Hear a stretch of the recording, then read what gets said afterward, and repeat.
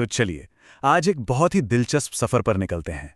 ये सफर है भारतीय संविधान के बिल्कुल शुरुआती पहले 51 अनुच्छेदों का। अब इसे सिर्फ कानून की बातें मत समझिए, ये असल में एक देश को बनाने की कहानी है, वो ब्लूप्रिंट जिसने भारत की नींव रखी। तो सवाल यही है कि आखिर ये नींव रखी कैसे गई। देखिए, ये कोई सूखा बोरिंग सा कानूनी दस्तावेज नहीं है, बिल्कुल नहीं। ये तो एक राष्ट्र के बनने की, उसकी पूरी की पूरी संरचना की कहानी है। तो आइए इस ब्लूप्रिंट की एक एक परत को खोलते हैं। हम शुरुआत करेंगे भारत के नक्शे से, फिर मिलेंगे इसके परिवार से, मतलब यहाँ के नागरिकों से। उसके बाद समझेंगे घर के कुछ ऐसे नियम जो कभी तोड़े नहीं जा सकते, और आखिर में बात करेंगे इस देश के सपनों की। तो सबसे पहले बात करते हैं पहले हिस्से की, यानी अनुच्छेद 1 से 4। यही वो हिस्सा है जो इस देश का फिजिकल ब्लूप्रिंट तैयार करता है। अच्छा, इसको समझने का सबसे आसान तरीका पता है क्या है? सोच लीजिए कि भारत एक बहुत बड़ा घर है, ठीक है? अब देखिए, अनुच्छेद 1 क्या करता है? ये बस घर का नाम बताता है, इंडिया यानी भारत, सिंपल। अनुच्छेद 2 कहता है कि संसद अगर चाहे तो इस घर में नए कमरे यानी नए राज्य जोड़ सकती है। फिर आता है अनुच्छेद 3, ये घर के अंदर का नक्शा बदलने की इजाजत देता है। और अनुच्छेद 4 वो ये साफ कर देता है कि इन सब बदलावों के लिए कोई बहुत बड़ा मुश्किल सा संवैधानिक संशोधन नहीं चाहिए होगा। कितना प्रैक्टिकल सोचा गया था, है ना? तो ठीक है, घर का नक्शा तो बन गया, पर अब असली सवाल आता है कि भाई इस घर में रहेगा कौन? परिवार के सदस्य कौन होंगे? इसका जवाब वो हमें मिलता है अगले अनुच्छेदों में, यानी अनुच्छेद 5 से 11 में। और देखिए, बिल्कुल यही सवाल उस वक्त संविधान बनाने वालों के सामने भी था। एक बार जब भारत की सीमाएं, उसके बॉर्डर्स तय हो गए, तो ये तय करना जरूरी हो गया कि आखिर इस राष्ट्रीय परिवार का सदस्य कौन होगा, मतलब यहाँ का नागरिक कौन कहलाएगा।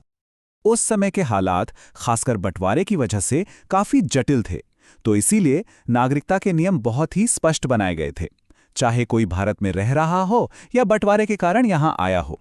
लेकिन हाँ, 2 बातें बिल्कुल साफ कर दी गई थी। एक, कोई दोहरी नागरिकता नहीं होगी, और 2, आगे चलकर नागरिकता पर कानून बनाने का हक वो सिर्फ और सिर्फ संसद के पास रहेगा। चलिए, अब हम आते हैं इस ब्लूप्रिंट के सबसे जरूरी हिस्से पर, एक ऐसा हिस्सा जिसे संविधान का दिल माना जाता है, और वो है हमारे मौलिक अधिकार।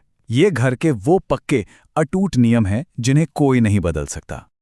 1 मिनट के लिए सोचिए, जैसे एक परिवार में कुछ नियम होते हैं ना, ताकि हर कोई सुरक्षित और सम्मानित महसूस करे, ठीक वैसे ही हमारे मौलिक अधिकार देश के हर सदस्य को किसी भी गलत व्यवहार से बचाते हैं। ये असल में राज्य की शक्ति पर एक सीमा लगाते हैं, एक सुरक्षा कवच है।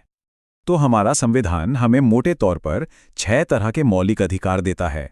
6, और सुनिए, ये सिर्फ नियम नहीं है, ये वो 6 गारंटियां हैं जो हर नागरिक के सम्मान और उसके विकास की नींव रखती हैं। तो ये हैं क्या? चलिए एक नजर डालते हैं। सबसे पहला, समानता का अधिकार, मतलब कानून की नजर में सब बराबर। दूसरा, स्वतंत्रता का अधिकार, हमें बोलने, घूमने, अपनी पसंद का काम करने की आजादी। फिर है शोषण के विरुद्ध अधिकार, किसी भी तरह के अन्याय से हमारी रक्षा। चौथा, धार्मिक स्वतंत्रता का अधिकार, अपने विश्वास को मानने की छूट। पांचवां, सांस्कृतिक और शैक्षिक अधिकार, अपनी भाषा, अपनी संस्कृति को बचाने का हक। और छठा, जो शायद सबसे जरूरी है, संवैधानिक उपचारों का अधिकार। और इस आखिरी अधिकार की अहमियत इतनी ज्यादा थी कि डॉक्टर B.R. अम्बेडकर ने खुद इसे संविधान की आत्मा और उसका दिल कहा था। सोचकर देखिए। पर ऐसा क्यों कहा उन्होंने ऐसा? क्योंकि यही वो मास्टर चाबी है जो बाकी सारे अधिकारों के ताले खोलती है। अगर ये अधिकार ना होना तो बाकी सारे अधिकार बस कागज पर लिखे खूबसूरत शब्द बनकर रह जाएंगे, उनका कोई मतलब नहीं होगा। तो अब तक क्या हुआ? हमारे घर का नक्शा तैयार है, परिवार के सदस्य कौन हैं ये भी तय है, और घर के नियम भी बन चुके हैं। लेकिन एक अच्छा परिवार सिर्फ नियमों से थोड़ी चलता है, वो चलता है साझा सपनों से, उम्मीदों से, है ना?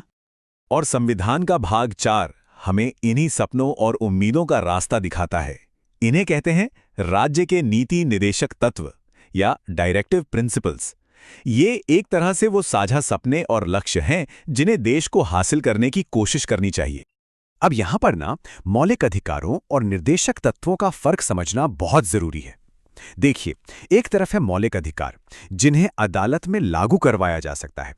वो बताते हैं कि सरकार क्या नहीं कर सकती। और दूसरी तरफ है निर्देशक तत्व। ये अदालत में लागू नहीं होते, लेकिन ये सरकार को एक नैतिक कंपास देते हैं, एक रास्ता दिखाते हैं कि उसे क्या करना चाहिए। और ये लक्ष्य क्या है? ये एक बेहतर भारत का सपना दिखाते हैं।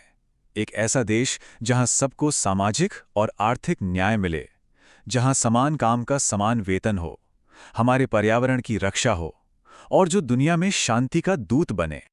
तो इस तरह हमने अपने राष्ट्र के इस ब्लूप्रिंट के सारे जरूरी हिस्सों को एक-एक करके देख लिया और अब हमारे सामने एक पूरी तस्वीर साफ हो रही है। अगर इसे फटाफट संक्षेप में कहें तो अनुच्छेद 1 से 4 ने भारत का नक्शा बनाया, 5 से 11 ने परिवार की पहचान की, यानी बताया कि नागरिक कौन है, 12 से 35 ने घर के नियम तय किए, यानी हमें मौलिक अधिकार दिए, और 36 से 51 ने उन्होंने हमारे सपनों की रूपरेखा बनाई। सब मिलाकर एक राष्ट्र का पूरा ब्लूप्रिंट। और ये सब समझने के बाद एक बहुत बड़ा सवाल हम सबके सामने आके खड़ा होता है कि 70 साल से भी ज्यादा पहले लिखे गए ये 51 अनुच्छेद, ये बुनियादी बातें आज भी हमारी जिंदगी को, हमारे समाज को और हमारी राजनीति को कैसे गाइड कर रही हैं। ये एक ऐसा सवाल है जो आज भी उतना ही प्रासंगिक है, बल्कि शायद आज और भी ज्यादा जरूरी है।